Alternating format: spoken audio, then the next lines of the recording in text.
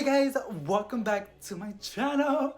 If you're new, hi, my name is David. Now, as you guys may notice, I have some I don't know why, but I'm in a little bit on a good mood. So I was messing around with my stuff and I forgot I bought this glitter face thing, and I ended up putting some in my cheeks and on my nose, and I ended up putting some chapstick, and I'm just releasing my inner gay and I'm enjoying it so much. So that being said, as you guys can see by the title of this video, it's going to be a beginner houseplant guide. In other words, I'm going to be sharing with you guys my top 5 favorite easy houseplants for beginners, and yeah, so let's get into it. Guys are all over the place, so I need to collect them, and some of them are in my greenhouse, which if you haven't seen that video, you should, because I'll have in the corners or something so you guys can go and check it out.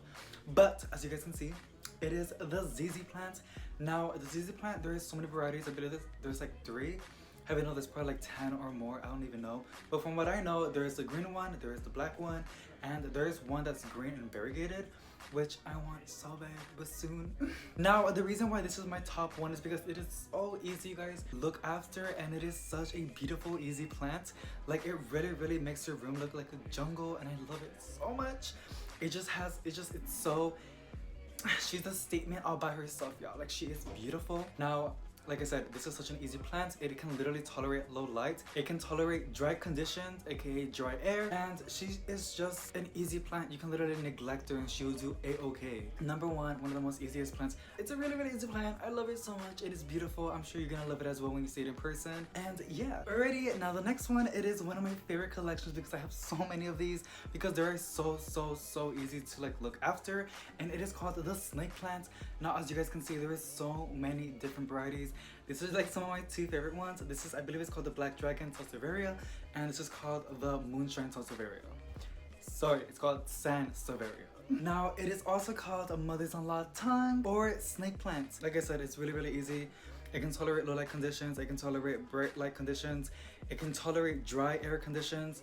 It can be okay with humid environments. It is just such an easy plant. It is almost impossible to kill.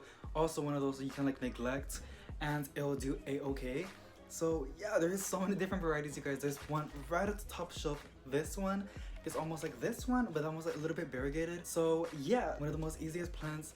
Super cool looking, and they feel like cardboard. It's such a cool plant. Now the next one, it is called a Dracena. Also a very easy plant.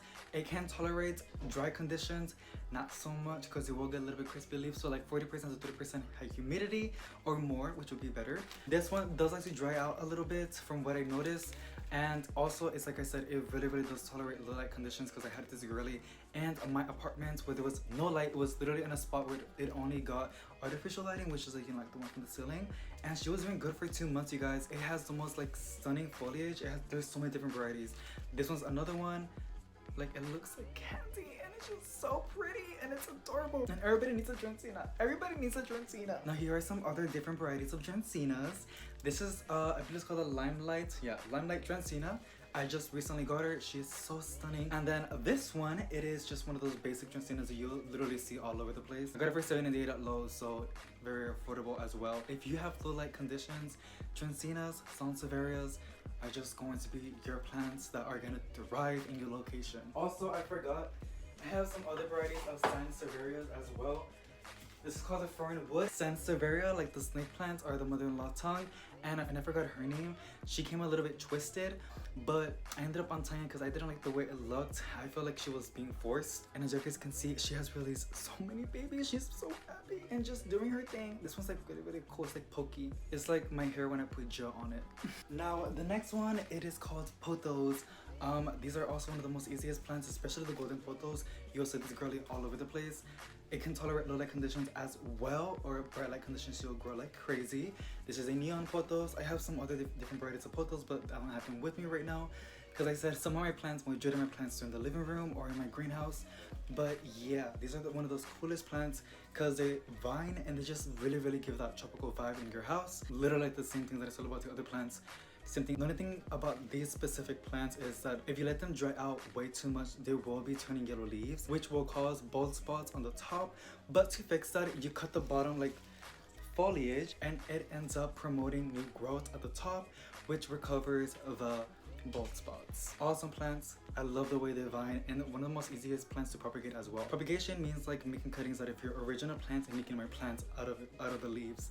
So yeah. Now the last plant that I recommend on this top 5 list, it is called the Chinese Evergreen. Chinese Evergreens really have the most prettiest leaves, you guys. They're also amazing in low light conditions. This one, she needs like a little bit of like some maintenance, cause like when you have a lot of plants, you end up forgetting some. This one has a little bit of yellow leaves. So if you see some like yellow leaves on the bottom of your plants, especially if it's the old ones, it's totally natural, especially if it's pushing out new leaves. As you guys can see with this one, it's a-okay. But yeah, Chinese Evergreens are like they literally have the most stunning variegation, you guys. Like they have just beautiful leaves, and also amazing in low light conditions. They do not need so much humidity, and I love the leaves. The leaves are literally just a showstopper.